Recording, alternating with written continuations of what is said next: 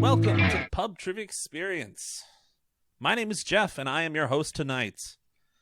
With me tonight, I've got two of the finest fellows you will meet.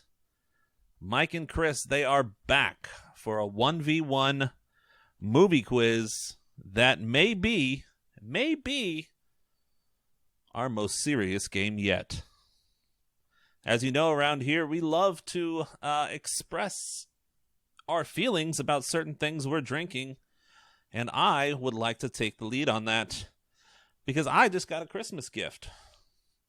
I have got a barrel pick, single barrel. I've got a single barrel straight out of Wilderness Trail, which after some research, I found is actually part of the Bourbon Trail up in Kentucky. I did not know that until I did some research. So that was good to know. Let's see how it is. I put a little bit of ice in there.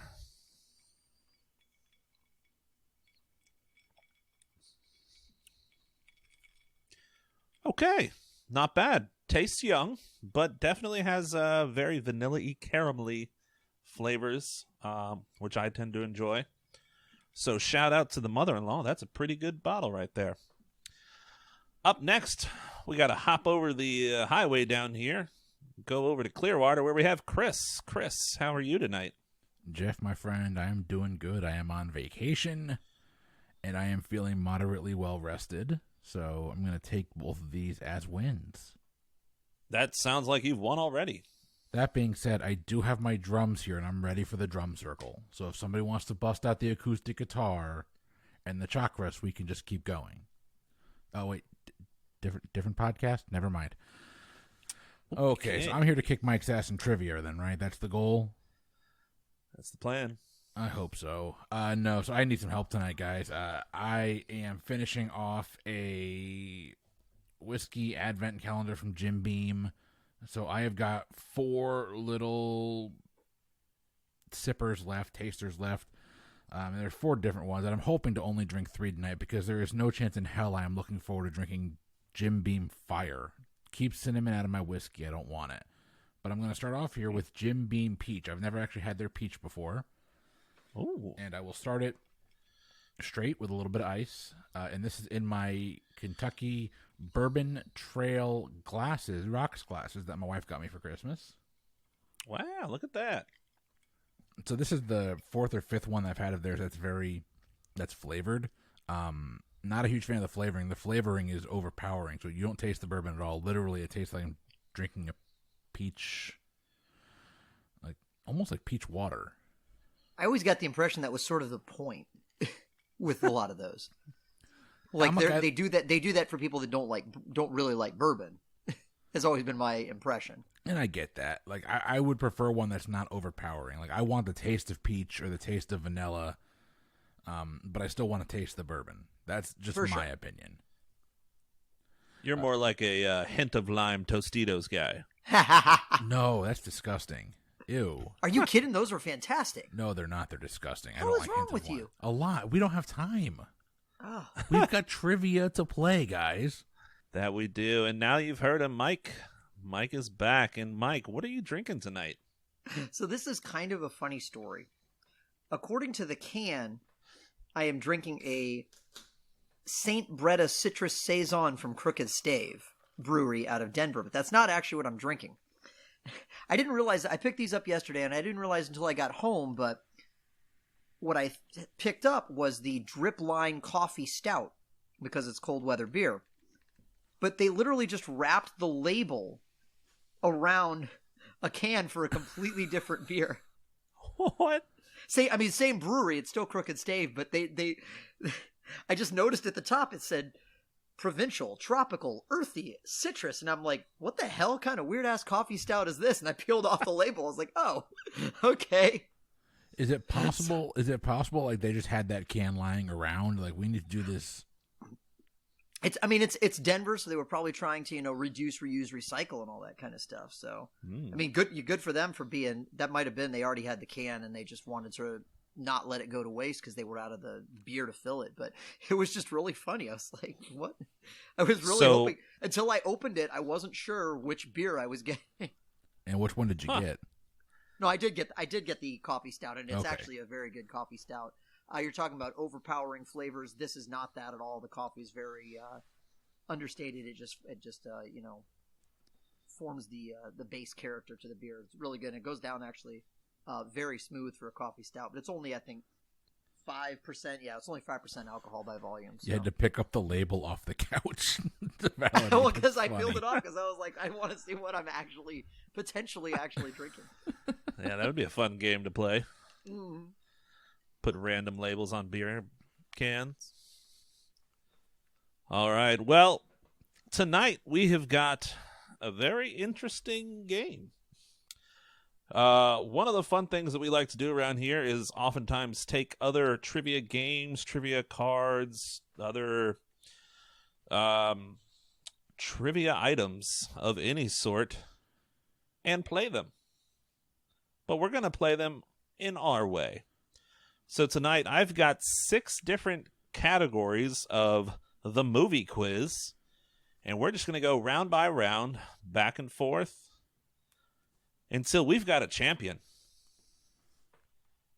And we will crown a champion. By golly.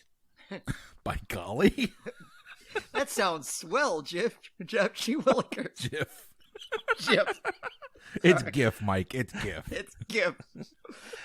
Oh, thank you, Mark. And so no matter what, whether it's Mark or Christos, we're going to get there. And we are going to start with round 1. Round 1 in the movie quiz, we're going to start with classics. Your first question is, which movie was initially titled $3,000, but later changed because of the movie soundtrack? Oh, God.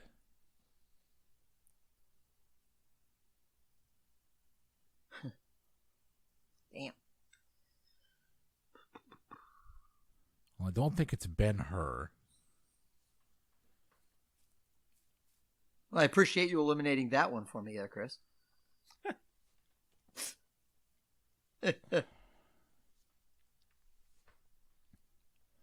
Yeah, I will go ahead and lock in. All right, thank you, Chris. Mike, you're on the clock. Yeah, I mean, famous movies. I'm trying to go by the soundtrack thing and thinking of like famous movie soundtracks, or of classic movies, and I'm just I'm not coming up with anything for whatever reason. It was at least a somewhat famous movie score that popped into my head that kind of, and it was the third in the trilogy of A Fistful of Dollars, A Few Dollars More, and then $3,000 would have made sense as the third title of that movie instead of what they went with, which is The Good, the Bad, and the Ugly. So I guess I'll just lock in with The Good, the Bad, and the Ugly. I genuinely have no clue. All right, locking in with The Good, the Bad, and the Ugly. Chris? Yeah, I had no idea. So I tried to find myself a classic movie with a title, a classic movie with music with a title that I couldn't place other than, like, it would make sense in the context of the movie. So I locked in with Singing in the Rain. But the $3,000 clue fits nowhere in there to my knowledge. All right, well, the original script by J.F. Lawton was called 3000. The title was changed because the executives thought it sounded like the title for a science fiction film, but the movie we were looking for was Pretty Woman. That's in the classics category? Jeez Louise. I'm pre-80s. Not. I was in the Wow, 50s. okay, yeah. All right, no, that's a good, that actually makes sense, and it's a good baseline. Okay. And actually, now that you say that, that does ring a vague bell that it was originally titled $3,000. I never would have gotten in my head that late. My head was back in the 50s and the neither. 60s, maybe the 70s. For the record, it may or may not also be a good baseline. There's no telling. All right. Well, it is so far neck and neck. We're moving on to question number 2. Oh, that was an auspicious beginning. In the movie Ferris Bueller's Day Off, which song does Ferris Bueller lip sync? I can lock in. All right, Mike is locked in. Chris? I have seen this movie once and I hated it. I'm not a huge John Hughes fan. We've talked about this on the show before. I'm not a huge John Hughes fan. Oh, man. It's like a quintessential 80s song, too, and that's what's pissing me off, and I have no idea what it is. I feel like we just talked about this in our recording last night, too, and that's what's pissing me off. I feel like this came up in conversation last night, but I could be way off. What's in my head right now is I Ran So Far Away by Flock of Seagulls, and that's obviously not the right answer because Cyrus didn't run from anything.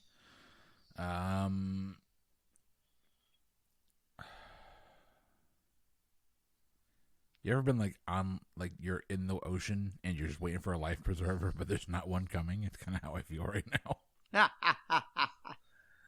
It's not Michael Jackson. I just don't know 80s music or that movie at all. I don't have anything better. I'm going to go with Iran, even though it makes no sense whatsoever. All right. And Chris locks in with Iran. Mike? So, I did hesitate because he lip syncs 2 songs back to back during the parade. I think the one that they're focused more on him lip syncing is Dunkashane, so that's what I locked in with. But he also lip syncs Twist and Shout. Twist and Shout's the one I couldn't think of. Dunkashane I never would have gotten to. The answer we were actually looking for was Twist and Shout. Yeah, I had a feeling but I was like, but yeah, I mean the question clearly alludes that there's only one. So the fact that you named both of them, just gonna give it to you. He gets the point. That was why I hesitated, because I was sitting here like, to me, the more correct answer is Dunkashane, but I bet you the answer on the card is Twist and Shout. That's why I hesitated. Yep, that's the one they were looking for. Good for them. Good for them. Question number 3 in round number 1 in the classics. Who directed the movie A Clockwork Orange?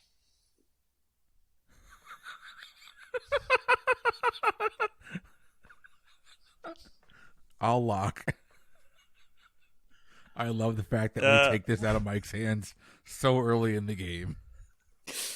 Oh man, I knew I was gonna work in my one per cast at some point.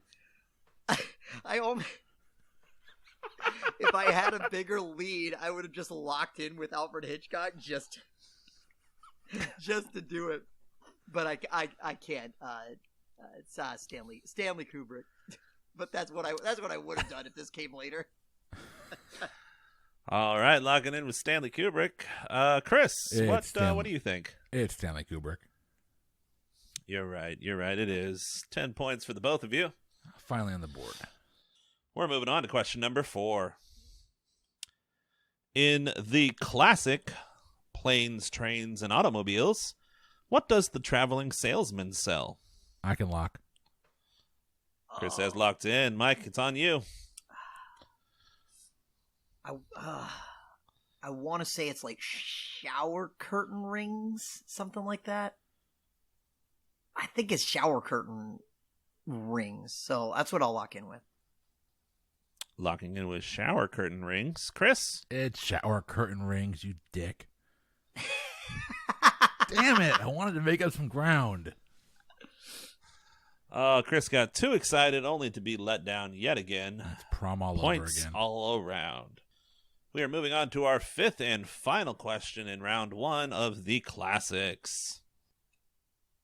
How many Ryan brothers were there in Saving Private Ryan? Every classics movie doesn't go before 1974, apparently. Yeah, right. You know you're old when they're starting to consider movies classics that you saw in the theater. Yeah. Jeff, I can lock in. All right, Mike's locked in. Chris? I'm trying to get this in my head because I know it's based on the letter and the thing that Lincoln did during the Civil War, the mother who lost a bunch of sons fighting. How many Ryan brothers were there? Like, I'm torn between 5 and 6. I'm going to lock in with 5.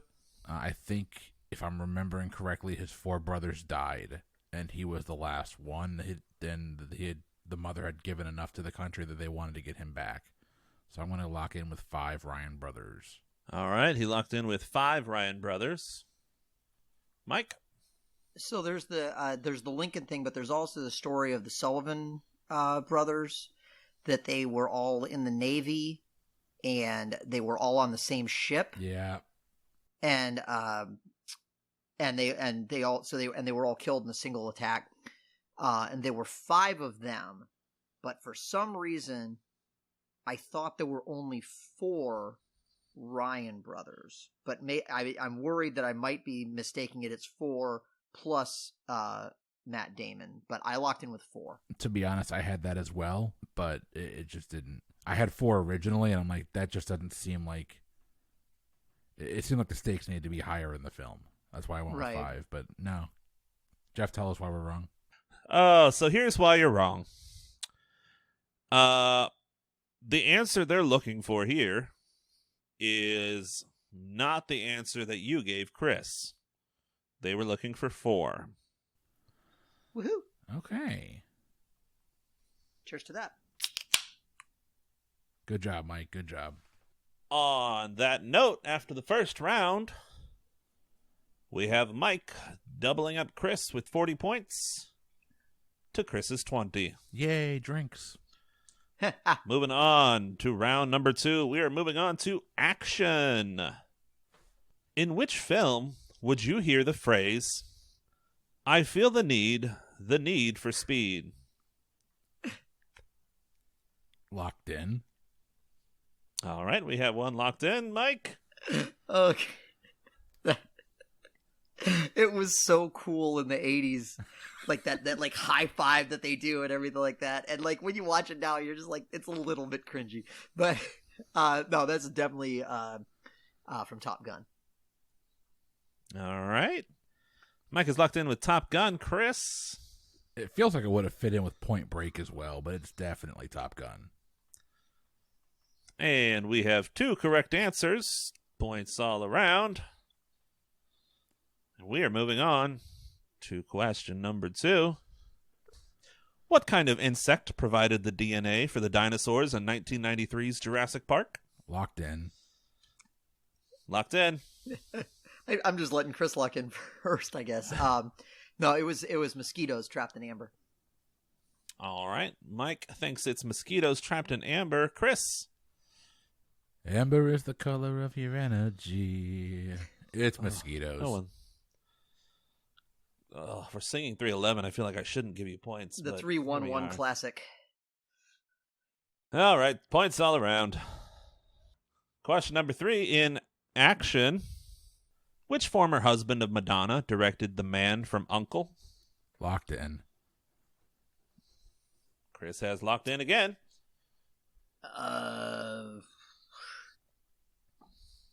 I know him for his older movies, not for his newer ones. I've never seen The Man from U.N.C.L.E., so I don't know that he directed it.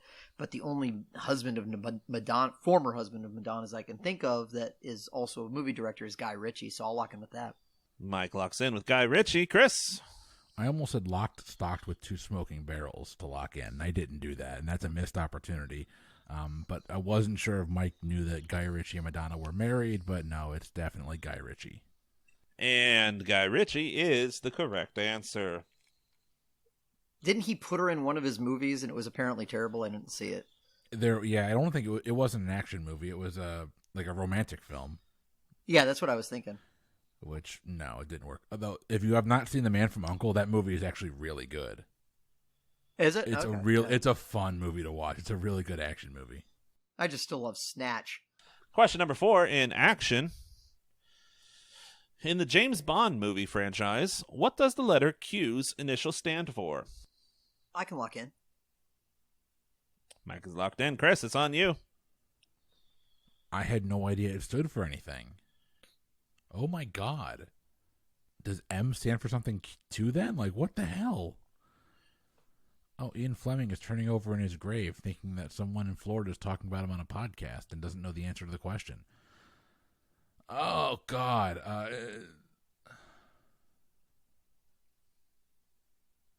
So there's a couple of schools of thought. One would be it doesn't stand for anything, dummy. It's just a letter.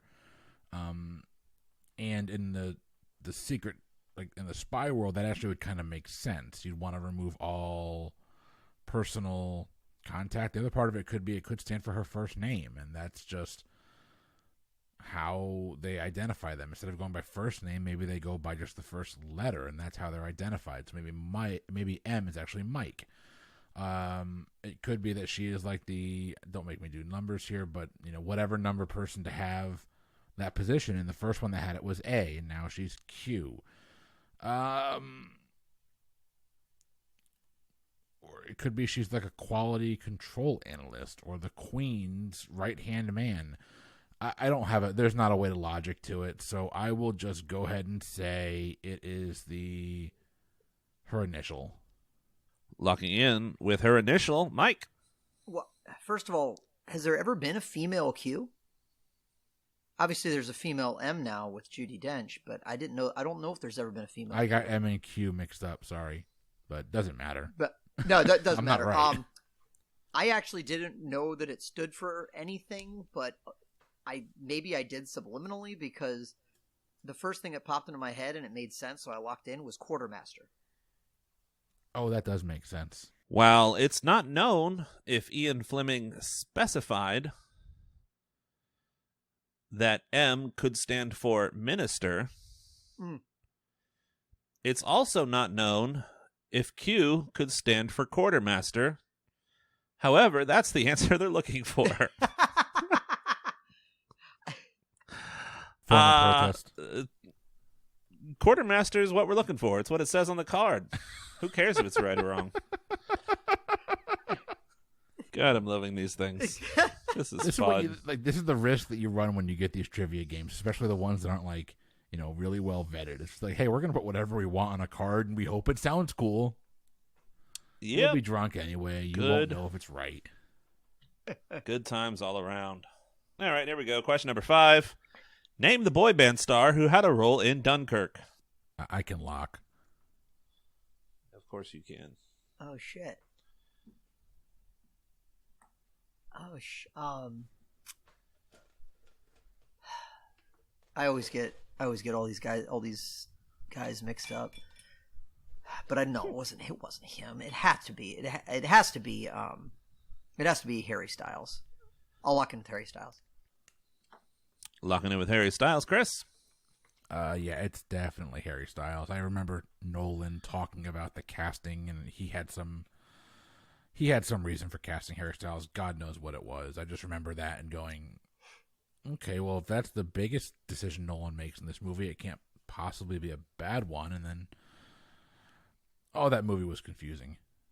That movie was confusing as hell. No, it's Harry Styles. All right, Chris is locked in with Harry Styles. Well, you may know him as the boy band star who put on a dress and made the world burn, but we were looking for Harry Styles. Way to go, everybody. 10 points for both of you. Whoop, whoop. Now, after round 2, your point totals are 60 points for Chris and 90 points for Mike.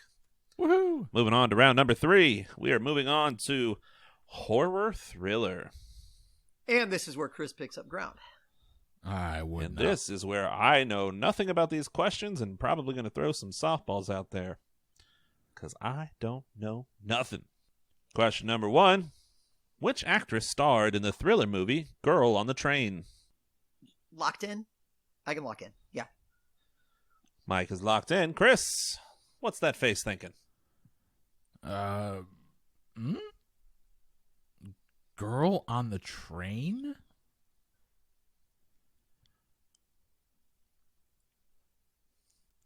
It's not a newer movie. It's an older movie. I don't know who the hell it would have been.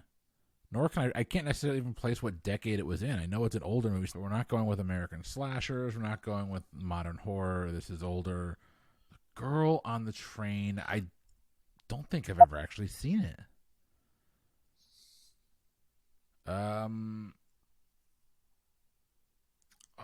to go with what's her name's mother, and I can't think of what her name is.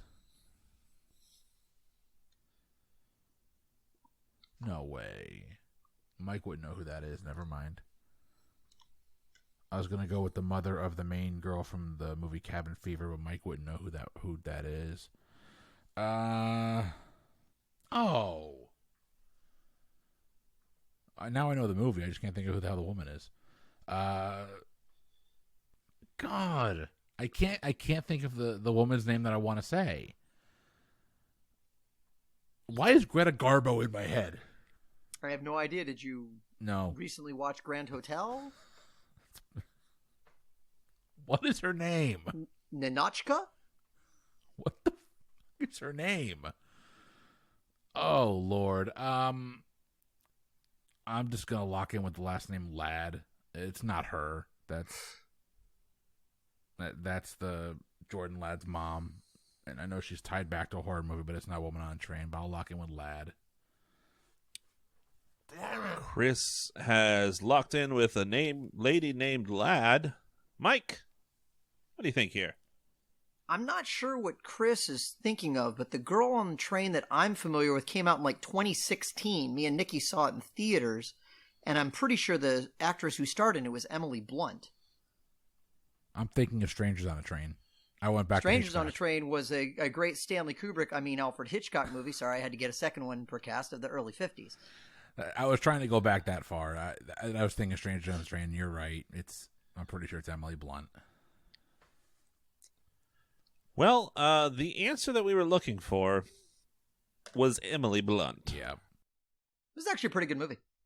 According to Google users, 84% liked this movie. Some people even remembered it.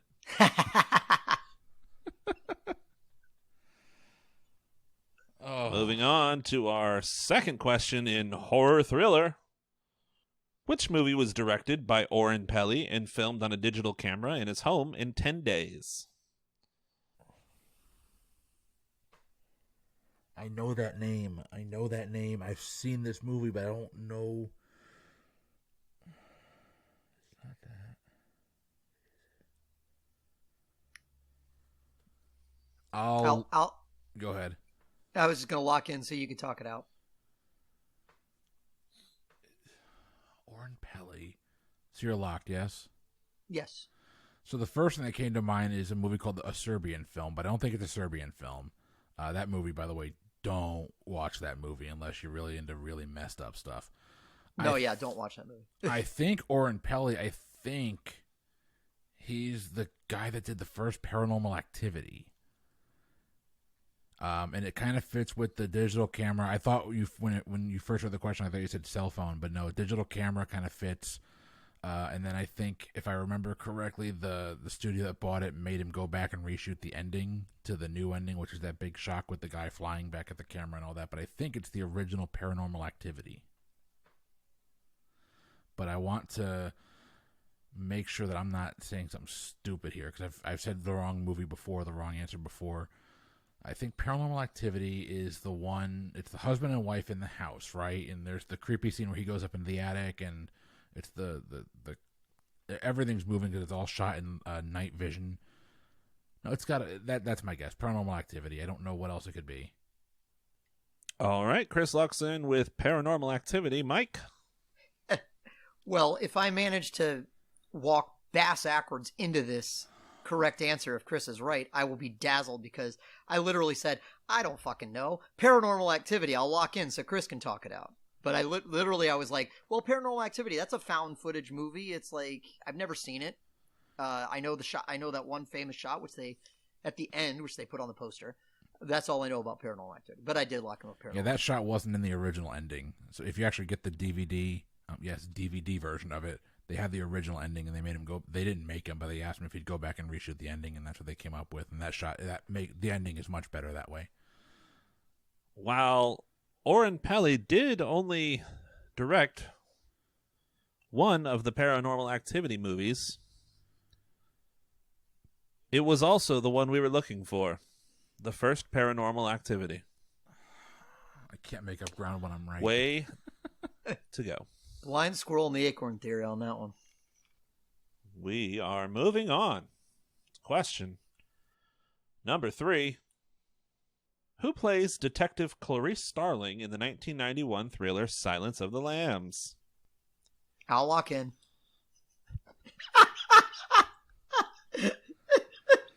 I'm going to go on a limb and say this is another movie Jeff hasn't seen. Haven't seen it? Would have known the answer. Oh, well, it's obviously Julianne Moore. Nailed it. It's Jodie Foster. And Mike? Yes, Academy Award winner Jodie Foster. The answer we were looking for was Drew Barrymore. It was Jodie Foster. All right. Moving on to question number 4. Who plays the title character in Dracula Untold? I'll lock in. All right. Mike's locked it in. Chris? Oh God! So the only Dracula movie that's coming to my head right now, is only James Woods, and I'm almost positive he wasn't Dracula in that. I think it was James Woods. Might have been James Earl Jones. I don't know. Dracula Untold. This is the recent one. Who would have played Dracula in Dracula Untold? I'm so glad they're picking all these relevant and, popular films that definitely spawn multiple sequels. No, we're going with Dracula Unfreaking Told. Yeah, I don't have a better guess than James Woods. It's not right, but I know he was in a Dracula movie. So, James Woods. Or Edward James Olmos. It could be one of those two. Maybe James Earl Jones. All right. Chris locks in with James Earl Jones Woods. Mike? So, like Chris, I was pretty sure Dracula Untold was a more recent film. Unfortunately, I can only name 3 people who have played Dracula, and none of them were in Dracula Untold. It's not Gary Oldman, because he was only in Bram Stoker's Dracula. Yep. And I'm pretty sure it wasn't Bela Lugosi. So I went with the third that I can name who played Dracula. I went with Christopher Lee. Even though I'm almost positive it's wrong. If it's Christopher Lee, I'm quitting. I'm done. All right, we have Christopher Lee versus James Earl Jones Woods. You might know this guy as Bard the Bowman in The Hobbit. Nope. Or Gaston in Beauty and the Beast. Luke Evans, yep. Damn it. The man we were looking for is Luke Evans. Would never have gotten there in a million years. As soon as you said Beauty and the Beast, I'm like, oh, it's Luke Evans. Yep, that's right. Question number 5. Which thriller movie's title is an anagram of truths and lies? Could we get a decade?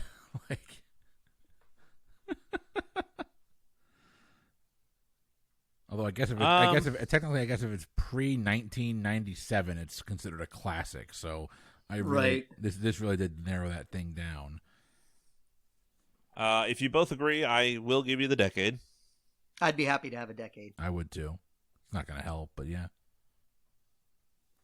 All right, this movie is from the 2010s.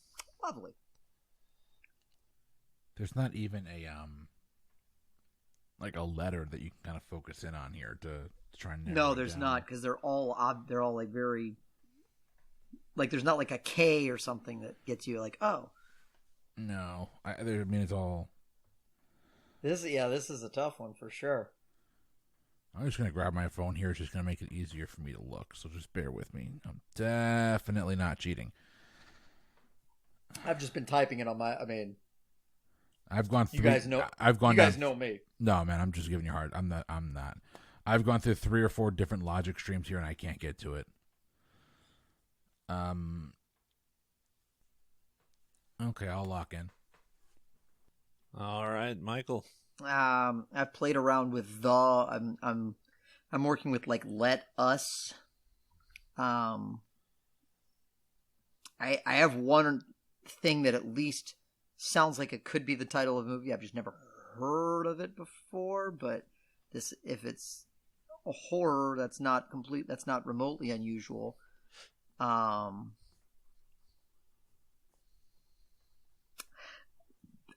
don't know that I'm going to get there. In the interest of moving forward, I will lock in with what I managed to come up with, which was The Last Druins.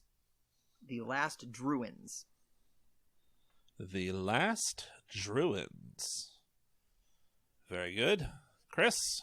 No, kind of the same boat. I started off with the, so I started with the, and I couldn't make that work in any way, shape, or form.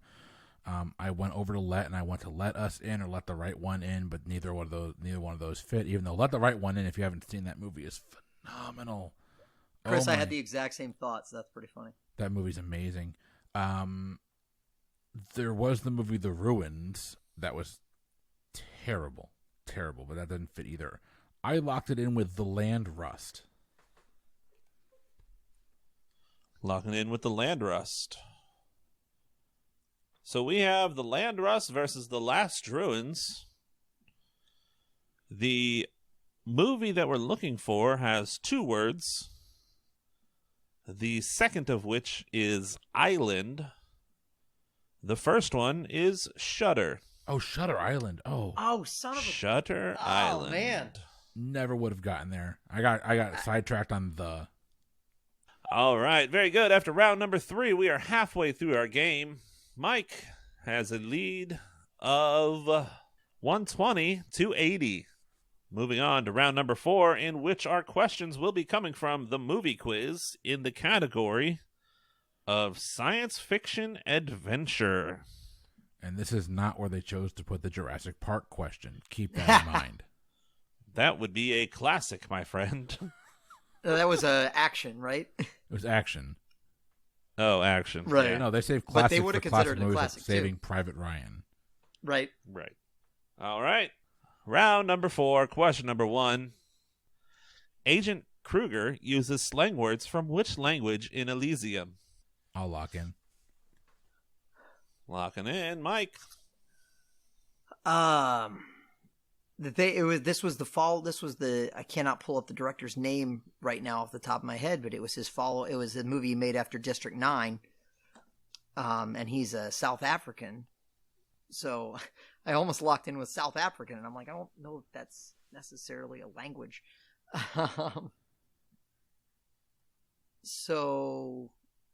But I genuinely don't know. I'll say Swahili. Why not? Locking in with Swahili. Chris. Yeah, I said Swahili as well. It's Neil Blomkamp, Mike. It's Neil Blomkamp. Neil Blomkamp. Yeah, it's South African, and I went with a widely spoken language in the continent of Africa. So that's the only logic I gave to it. All right. They picked out an African language. The language that we were looking for from Elysium, however, was Afrikaans. Afrikaans. That makes sense. That's what it was. Yep. That would have been a better guess because it would have been the right guess. All right. See what other ones I can stump y'all asses with. I'm getting embarrassed tonight.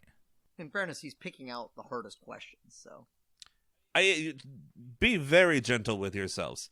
I am attempting to pick out the hardest questions I can find. So we're on to question number 2. What is Thor's home planet? I can lock in. That's good. Yep. Christopher? Right now it's Earth. Surtur took care of that, thank God. By the way, how epic was the fight scene with Surtur at the end of Thor Ragnarok? Oh, yeah. And then when Hulk jumps into his mouth, oh, come on. No, it's Asgard. Chris locked in with Asgard. Mike? Yes, I also locked in with Asgard, although I don't even know if Earth qualifies as his home planet right now since he's flying around with the Guardians of the Galaxy. Got him. Sorry, spoiler alert. You're too late. And honestly, probably shouldn't listen to the show if you didn't know that. It's true. Question number 3 in our science fiction adventure category is: George Lucas took the term Jedi from the Japanese Jedi Geki, meaning what? I'll lock in. Chris is locked in. Mike. I mean, like, I thought samurai, but I'm pretty sure the Japanese word for samurai is samurai. I thought, for whatever reason, the other thing that popped into my head was warrior monk. I don't know if I'm going to get any better than that, so I'll lock that in. Why not? Warrior monk. Very good. Locking in with warrior monk. Chris. No, so I just kind of went back to what the Jedi were doing and how hesitant like Yoda was to train him. And now that I think about it, New Hope or Star Wars was before any of that happened. But I went with Darkness Warrior because they did not want to train people who even could potentially lead to the dark side. Some very good logic all around. It means potato chip, doesn't it? The correct answer that we were looking for, Jedi Geki, means period drama. What?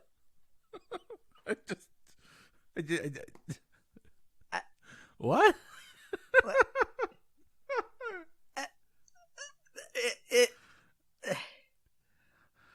Ooga shaka, ooga shaka. So, Jedi Geki is a genre of film, television, video game, or theater in Japan that literally means period dramas. Huh. They're most often set during the Edo period of Japanese history from 1603 to 1868. I guess that makes sense. A long time ago in a galaxy far, far away. Yeah, that is interesting. But that is definitely interesting, yeah.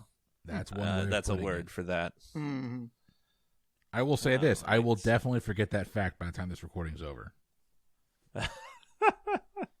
All right, we're moving on to question number, I believe, 4. Could be wrong. Who knows anymore? Who plays the main role in Cloud Atlas? I can lock in. Chris is locked. Mike. I've never seen the movie. I've read the book. The book is phenomenal. Read it. Honestly, read everything by David Mitchell. He's great. There really is no main role in Cloud Atlas, the book, because it spans like 7 time periods. But I believe Tom Hanks was the star of Cloud Atlas, so I will lock in with Tom Hanks. And Christopher. He's the top billed person in the movie. I went with Tom Hanks. Everyone's locked in with Tom Hanks. The answer we were looking for is Tom Hanks. Autumn Shank himself. Was that the one? Was like Channing Tatum and Mila Kunis in that as well? Or am I thinking of a different Wachowski sibling movie? That's a different one. I didn't Different see one, that one. somewhat similar. I feel like Hugh Grant was in it in one of the time periods. The Wachowskis did that though, right? Again, I never saw it. I maybe. wanted to see it. Halle Berry, Jim Sturgis, Hugo Weaving. Yep, the Wachowskis did it. Okay. Well, I was going to say it's the Wachowskis, so Hugo Weaving is going to be in it. Well, What was of the course. one? The Wachowskis did one with Mila Kunis and Channing Tatum.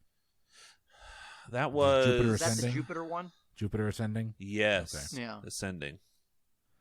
Yep. Speaking of bad movies, Mm. Yeah. And other bad movies. Let's see. Question number 5 and our last question in science fiction adventure is, what was the name of the virtual reality world in the 2018 movie Ready Player One? I'll lock in. Mike. I was debating going ahead and locking in. This movie came. It's one of those movies that came out after our daughter was born. I never got around to seeing it. I've never read the book. I know they say it in the preview, which is what I'm trying to go on. I'm trying to get there. For some reason, I think it starts with an O, and I'm going through O words in my head. But I could just be way off base there, so I'll just bow out. I don't have a good guess. I don't have anything. I'll just say the ozone because I have no idea. But just to have a guess, I don't have a leg to stand on out of anything. All right. Mike is locked in with the ozone. Chris. So the Ernest Cline book movie was done by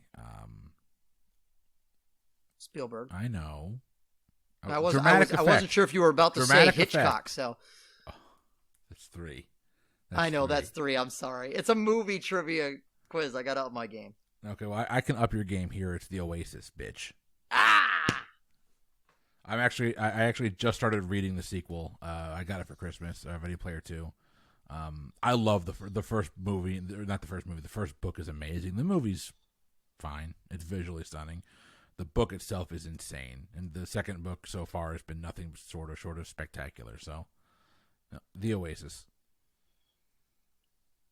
All right, the answer we were looking for is The Oasis. All right, after the fourth round, that answer pulls Chris within 30. He now has 110 to Mike's 140. Round number 5. Question number 1. Your category is in comedy. Comedy. Ugh. Okay. Comedy. Ugh. Ew. Russell Crowe starred alongside which popular actor in The Nice Guys? All right, I can lock in. All right, Mike's locked in. So I think this is a Shane Black film, Russell Crowe, and I believe it's Ryan Gosling. I've seen the movie. It's been about a year or so since I've seen it, and it was pretty good. I actually really like it. I like, for the most part, Shane Black's writing, but I'll go with Ryan Gosling. All right, Chris is locked in with Ryan Gosling. Yeah, unlike Chris, I've actually never seen the movie. I really wanted to. I thought it looked really good, but I was pretty sure it was him, and it was Russell Crowe and Ryan Gosling, so I also locked in with Ryan Gosling. They've both locked in with Ryan Gosling, and they are both getting points. It's slow. It's a slower movie, which is just weird for a Shane Black film, but yeah, it's enjoyable. It's a fun watch. You forget how good of an actor Russell Crowe actually is when he actually has to act. Question number 2. In which comedy movie did James Franco run into a tree during filming, causing him to get 3 stitches? Spider-Man 3. Yeah. This pie is so good. 127 hours. Ha! That great James Franco comedy. Such a great one. The subsequent Academy Awards that he hosted was pretty damn hilarious, although possibly not intentionally. I will go ahead and lock in with what is likely an incorrect answer. All right, Mike's locked in. Chris? I'm writing a few of them down right now. It was not multiple choice, Chris. I know. I'm trying to hold on. What was that the Harmony movie he did? Spring Breakers. Oh shit! I didn't even think about that one. Okay, so I've got 4 written down. These are, like, to me, the 4 James Franco comedies that I think of. 3 of them are with Seth Rogen. So I've got, I think he was in This Is the End. I think he's one of the guys in This Is the End. I've got The Interview. I've got Pineapple Express, and then Spring Breakers, which is not a Seth Rogen movie. Harmony Corrine, I think is the name of the Corrine. Harmony Corrine is the name of the director. And I've never actually been a huge fan of his. But for some reason, Spring Breakers is listed as a comedy. I've seen This Is the End. I've seen The Interview, and I've seen 3 of these 4 movies. I don't remember him running into a tree. Although This Is the End would kind of make the most sense, but I kind of felt like This Is the End was a more self-contained film. I feel like it all kind of took place in the one house. Why would he run into a tree in The Interview? That doesn't make a whole lot of sense. Pineapple Express actually does, because I think they're running from, like, people trying to shoot them. So I'm going to lock in Pineapple Express. Chris is locked in Pineapple Express. Mike? Same exact logic. Only one of the James Franco comedies that I could think of was an action comedy, and it was Pineapple Express, and that, to me, it seemed like he'd most likely run into a tree during an action comedy, so I locked in with Pineapple Express. Makes sense because it was right. Everybody gets points. I can't gain ground on you today, man. I just can't. And we are moving on to question number 3. Which British comedian has a starring role in Muppets Most Wanted? Oh, locked in. Mike is locked in. Christopher, you're up. I'm not a Muppets guy. You said British and Muppets, and I'm like, oh, it's Michael Caine. It's not Michael Caine. Also, not a comedian. I feel like for some reason I feel like Ricky Gervais might have been in a Muppets movie, and I don't know why I feel that way. So I'm going to go Ricky Gervais, because the only other Muppets movie I can think of, I think, was Jason Segel and Tina Fey, and it's not that.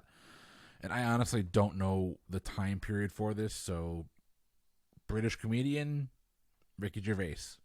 Chris is locked in with Ricky Gervais. Mike? Well, Chris, this was the movie with Jason Segel and Tina Fey. Jason Segel was also in the prior movie, The Muppets, but All that being said, you're correct. It was Ricky Gervais. Are you kidding me? Are you kidding me? Playing the main antagonist, I believe, the correct answer is Ricky Gervais. I still can't catch up ground when I back myself into one. Oh. All right, our next question is one of my favorite. What is the name of the university Becca attends in Pitch Perfect? Oh, for suck's fake. No explicit tag tonight, ladies and gentlemen. Oh, no, I already dropped an F-bomb earlier. Oh, my bad. No, you get PG-13. You get 1. That's right. Unless you're the American president, in which case you get 3. What's that movie called? Oh, Helen Hunt, Jack Nicholson. As good as it gets. As good as it gets had 3 as well. These things we know. What the fucking university was in Pitch Perfect, I have no idea. Oh. All right, I'll lock in. All right, Mike's locked in. Chris? I've seen all 3 of these movies because my wife loved the first one. The second one, I think, was Elizabeth Banks that directed it. It's one of the movies that kind of got her started in the directing field. It's the Bellas, and I want to say it's an alliterative name, so I think the Barden Bellas sounds right. And if they're called the Barden Bellas, I would assume they're from a college named Barden. So I'm going Barden. Chris is locked in with Barden. Mike? That's a really good way to get there. I saw the first movie. It was the only one that Nikki made me watch. I had nothing to stand on. I knew that everything was Aka something, so I said Aka U. Mike went with Aka U. The answer we were looking for is Barden. Yeah, he got it. Yes. I was pretty sure. Barden. That's where I make up ground. Are you kidding me? Pitch Perfect questions where I make up ground in this damn game. I couldn't make up a single freaking lick in the horror and suspense and thriller category, but the freaking Barden Bellas, I pick up ground on that. Are you kidding me? Right? I'm done. I think the funny thing is there's nobody here that's surprised. Nope. Not at all. Question number 5. In the movie Paul, who provides the voice of the title character? Oh. Locked in. All right. Mike's locked in. Chris? Yeah, this is the movie that Simon Pegg and Nick Frost did without Edgar Wright. Almost positive it is Seth Rogen. All right. Chris locked in with Seth Rogen. Mike? I also locked in with Seth Rogen. All right. Everyone's locked in with Seth Rogen. The answer we were looking for is most definitely Seth Rogen. Well done to the both of yous. Underrated movie. I actually enjoy it. It really is. Michael. That was the one where he plays like an alien? Yeah, Yeah. Jason Bateman's really good in it. That was the first thing I was going to say is Jason Bateman is awesome in that movie. He's so funny. Sigourney Weaver at the end, she's like the big bad. Yep. Spoiler that's right. alert from a movie that came out in like 2007. But, hey. I love that. It's a fun movie. I actually own it. I rented it at Redbox and never returned it. So not because it was that good, just because I'm that lazy. Damn it, Chris. You gained some good ground on me on that one. I gained 10 points. The last 2 rounds, then. Yeah, after the last 2 rounds, Chris has pulled within 20 again, and it is now 160 to 180. We have come to our climax, and we are on to our final round. Our final round is going to be a wager round, in which I will give you 3 categories, and you will be able to wager up to the totality of your points. Here are your categories. Now remember, everything, of course, is movie-related. But your subcategories will be geography, cameos, and awards shows. When you're ready, text me your wagers, and we will go ahead and get started. All right, the wagers are in. I have a bad feeling about this. That's not how the Force works. Question number 1. In which university city is the theory of everything set? Oh. I can lock in. All right. Mike is locked in. Chris? Is it Cambridge or Oxford? I don't know if Oxford is set in Oxford or... Like, Oxford's the bigger university. Why wouldn't you have him working at the biggest university in England? Lord. This is not an easy one. He didn't say they would be. I know. I just can't remember where he freaking taught or where he studied. I don't remember what university it was, and it's pissing me off. It didn't help that the first time thinking through this, I was thinking of Alan Turing. That didn't help at all. Nah. Theory of Everything. Although he did beat out Benedict Cumberbatch for the Best Acting Oscar, and I still think that's bullshit. I agree. Benedict Cumberbatch deserved the Oscar that year. I can't go away from Oxford. I'll go Oxford. I don't know. I don't even know if that's the city that it's in. I thought Oxford was in Cambridge, but I don't know anything about British stuff. So, Oxford. All right. Locking in with Oxford. Mike? Well, I locked in with Cambridge. All right. And Mike has locked in with Cambridge. We will find out later which one of these is correct. Moving on to question number 2. In cameos, what was Dan Aykroyd's cameo role in the 2017 version of Ghostbusters? I can lock in. Mike is locked in. Chris? I think I can lock in too. Dan Aykroyd's done a couple of different cameos in different movies. In one movie, he's a New York City cab driver, and I don't know if that's the Ghostbusters movie, but I think it is. So also, he was a cab driver. Chris is locked in with cab driver. Mike? Yeah, he was a cab driver. That's why I was like, he was just a cab driver. It wasn't like a role per se, but he was just a cab driver. He said, I ain't afraid of no ghost. That's it. Yep. All right. Both have locked in with cab driver. We are moving on to question number 3. In awards shows, which was the first science fiction movie to win Best Picture at the Oscars?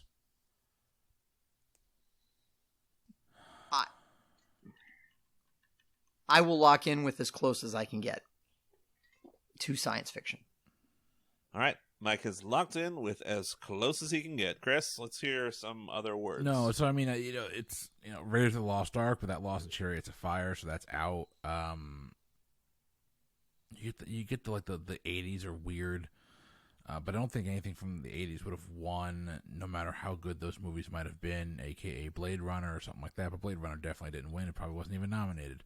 The only one, the science fictions was throwing me off because I don't think this movie is science or fiction. I think it's more of a fantasy film, but I know it won Best Picture is Return of the King. So I think that's going to be my best guess. What's giving me hesitation is I'm almost positive the original The Day the Earth Stood Still or something like that from the early years. But then it would be in the classics category, right? No, because it wasn't from 1994. Yeah, I'm going to go Lord of the Rings, Return of the King, because it's not necessarily science fiction. It's not really science-y. It's all fiction fantasy.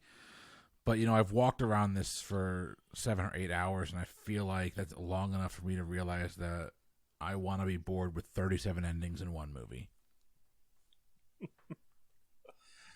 Oh, before we get stuck on Chris's rant of Lord of the Rings, it would still not take 4 hours for me to end my rant, by the way. Just throwing that out there. Let's see what Mike locked in with. Mike had almost the exact same thought process. And the closest I could get to a science fiction film was the fantasy film. That's why I was going there. Lord of the Rings, Return of the King. So that's what I locked in with. Okay, they both locked in with Lord of the Rings. How fascinating. It's going to come down to that first All question. right, Damn. Let's do a quick rundown of our answers and scores. The first question is, in which university city is the theory of everything set? Mike, you had said Cambridge. You had said Cambridge, and you had wagered how much? 60. And Chris, you had said Oxford. And wagered how much? 60. Oh, the answer we were looking for is Cambridge. Yeah. Question number 2. What was Dan Aykroyd's cameo role in the 2017 version of Ghostbusters? I believe you both locked in with cab driver. The answer we were looking for is cab driver. Wagers on question number 2. Chris had 70 and Mike had 60. Moving on to question number 3. What was the first science fiction movie to win Best Picture at the Oscars? Chris, you locked in with Return of the King. Return of the King, and Mike also locked in with Lord of the Rings, Return of the King. Chris, how much did you wager on this question? I wagered the rest of my points, 30. And Mike? I wagered the rest of my points, 60. Guys are real original. Well, with that, you both have lost points. The answer that they were looking for, I claim nothing here, was The Shape of Water. Interesting. Yeah. I failed to see how The Shape of Water is a science fiction film and Return of the King is a fantasy film. All right, glad I hadn't seen that one. Well, after our final round and our 5 rousing rounds before that, we have declared a winner. With a win of 100 points more than Chris, Mike has won with 240. Well done, everyone. Well done. I was very afraid, as you both know, how this game could have gone based on some of the questions I had originally seen, and glad that it turned out the way that it did. No, agreed. There were some really good questions in there. There were. But that was a whole lot of fun. Yep, especially because I won. Thanks for joining us. Yeah, I mean, it's always great to win. I wouldn't know. I think I haven't won in I feel like I haven't won in like 10 of the last episodes that I've been in, so. Yeah, so Chris, where can you find us on the internet? Well, I already run the internet stream, so I know where to find us. But for our listeners, where could they find us? PubTriviaExperience.com. Instagram and Facebook is at PubTriviaExperience. Twitter is at PubTriviaPod. If you want to be a part of the show, if you want to come out and beat me at trivia, because apparently it's something that's very, very easy to do, PubTriviaExperience@gmail.com. And that's the all editing I got. makes it easy. The editing makes it seem easier than it actually is. That's true. Ain't that the truth? All right. Well, thank you guys for joining me tonight. It was a blast, and we hope to see you all on the next show. For the Pub Trivia Experience, I have been Jeff. I'm Chris. And I'm Mike. Thanks again. We'll see you on the next show.